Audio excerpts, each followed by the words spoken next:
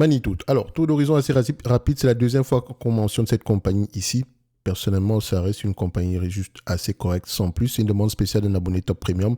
Donc, on va aller très rapidement. Croissance des revenus, très très bien. Est-ce qu'on a une stabilité des marges brutes? Et ici, on a une décroissance au niveau des marges, au niveau de la stabilité des marges brutes. On n'aime pas ça. Pourquoi? Est-ce que c'est parce qu'on a fait une acquisition ici qui est avec, sur un business qui n'a pas des marges élevées? Allez vérifier. Vous pouvez déjà constater ici que c'est à partir de l'année 2010 qu'on a commencé à avoir des marges moins élevées. Si on fait un tout petit peu ici, en passant par Coifin, donc, en regardant les acquisitions à cette période-là, vous pouvez voir ici qu'on a fait une acquisition à cette période. Donc, ça pourrait être l'une des raisons pour lesquelles on a des revenus moins élevés. On a des marges brutes moins élevées, mais en tout cas, c'est aller vérifier. Déjà, je n'aime pas ça. Ensuite, quoique, on peut se dire que sur les 10 dernières années, c'est plutôt stable, mais voilà, toujours aller vérifier pourquoi est-ce qu'on quitte de 25 à peu près 17. Ensuite, on regarde la marge EBITDA. Est-ce que les deux vont dans le même sens? On constate également ici qu'avant ça, on avait des marges EBITDA en moyenne aux alentours de 12%. Et aujourd'hui, sur les 10 dernières années, on se retrouve à peu près aux alentours de 8%. Encore une fois, allez vérifier. Mais déjà, on peut déjà observer ici que on a des questions à poser en lisant, quand on va procéder à la lecture des rapports financiers de cette compagnie, si elle nous intéresse quantitativement, bien sûr.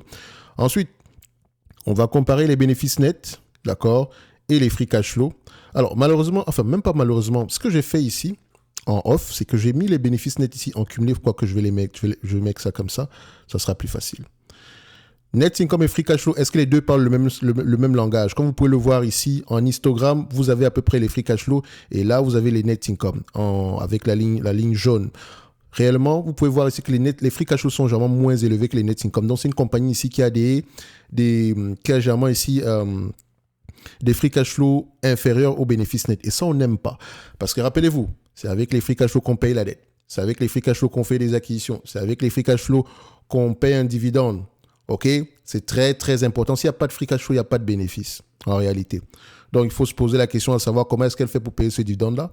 Donc, soit on va augmenter la dette, soit on va émettre de nouvelles actions. Mais déjà, à ce niveau-ci, c'est éliminatoire. Je n'aime pas ce genre d'entreprise. OK? Donc, si on compare un tout petit peu, zoomons. Prenons à peu près les 10 dernières, enfin, même pas les 10 dernières années.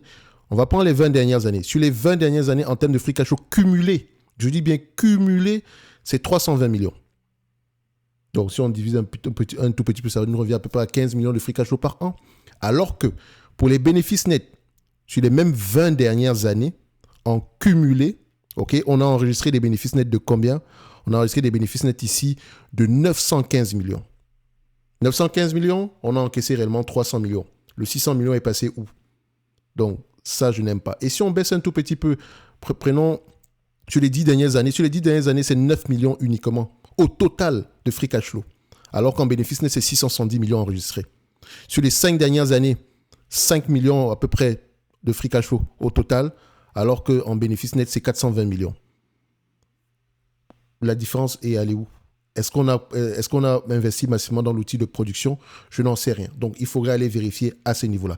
Maintenant, dette nette sur EBITDA. Dette nette sur EBITDA aux alentours de 1.5. C'est une compagnie ici qui je peux faire que chose en dessous de 3. Donc, ici, 1.5, c'est correct. En dette nette, du point de vue volume, qu'est-ce qu'on a ici? On a quelque chose à l'entour de 420 millions. Mais rappelez-vous, on rembourse ici la dette avec les free cash flow. Or, si on n'a pas de free cash flow, pensez qu'on va rembourser avec quoi? On va devoir s'endetter ou émettre de nouvelles actions. Rappelez-vous, en 2022 et 2023, ils n'ont pas gagné d'argent. Ils ont perdu de l'argent du point de vue free cash flow. Et vous pouvez voir ici que la dette nette également a augmenté à cette période-là. Pourtant, on a continué à verser un dividende. Je questionne vraiment la politique d'allocation du capital de ce management-là. Bref, en termes ici de retour sur capitaux investis, et c'est là, et c'est également assez important, on va faire ceci. Voilà, on prend ça, on met ça comme ça. Le retour sur capital investi sera supérieur à 10%. Tout simplement parce qu'au numérateur, ce ROIC-là prend le NOPAT, qui est à peu près le bénéfice avant impôt. D'accord? Le bénéfice opérationnel avant impôt. OK? So, comme vous pouvez le voir ici, non, excusez-moi, ce n'est pas le bénéfice opérationnel avant impôt, c'est le bénéfice opérationnel après impôt, avant les intérêts. D'accord? NOPAT, Net Operating Profit After Tax. Donc, au numérateur ici, c'est pour ça on pourrait avoir un chiffre positif. Or, en réalité, on n'a pas de free cash flow. D'accord? Donc, on peut enregistrer des bénéfices nets positifs, mais il n'y a pas de free cash flow. Donc, ça veut dire qu'on vend à crédit ici. Donc, je devrais questionner. Dans un environnement normal, elle pourrait avoir ce ROIC. Mais ce qu'on a présentement ici, en fait, c'est un ROIC, OK, mais il n'y a pas de cash qui rentre. OK? Donc, si on arrive à avoir des free cash flow équivalents aux bénéfices nets, peut-être qu'on va réussir, on croira, on donnera ici, enfin, on se dira que ce chiffre est juste, mais il faut se dire ici que ça prend avec des pincettes. Maintenant, du point de vue évaluation, une fois que vous voyez tout ceci, combien de fois les bénéfices vous allez payer pour ce genre de business? Je ne paye pas plus de 15 fois les bénéfices. Et encore, je suis même très gentil parce que je vais prendre en considération les bénéfices. Généralement, je ne devrais même pas en considération les EBITDA ici parce qu'elle n'a pas de free cash flow. Il n'y a rien du tout ici. OK? Donc, quand je prends le price to earnings ici sera on aura à peu près entre 10 et 15. Vous pouvez aller vérifier, je pense qu'on l'a déjà fait ici. Donc, net income, d'accord, je prends ceci, je vais normaliser sur les 5-10 dernières années. Donc, on va prendre les 10 dernières années ici, voilà. On a à peu près 57 millions. 57 millions sur les 10 dernières années. Si on prend à peu près sur les 20 dernières années, ça revient à peu près à 50 millions. Sur les 10 dernières années, c'est combien? 57 millions. Sur les 5 dernières années, c'est 87 millions. Je devrais prendre quoi? Les 10, les 5, les 20. Franchement, c'est une véritable colle. Vu que c'est une entité qui n'a pas tendance à rapporter de l'argent du point de vue free cash flow, je vais être méchant, je mettrai les 10 dernières années. Et vous pouvez faire ce que vous voulez. OK? Donc 57 millions. Et encore, qu'elle ne rapporte même pas ce 57 millions-là en réalité. Parce qu'il n'y a pas de free cash flow. Donc il faudrait vraiment vérifier ici où s'en va l'argent ici. D'accord? Qu'est-ce qui impacte négativement le free cash flow? Si on prend le 58 millions multiplié par 15 fois les bénéfices, on arrive à peu près à 870 millions par là. OK? Aux alentours de 870 millions par là. Sans prendre en considération la dette. Parce qu'on a de la dette, rappelez-vous.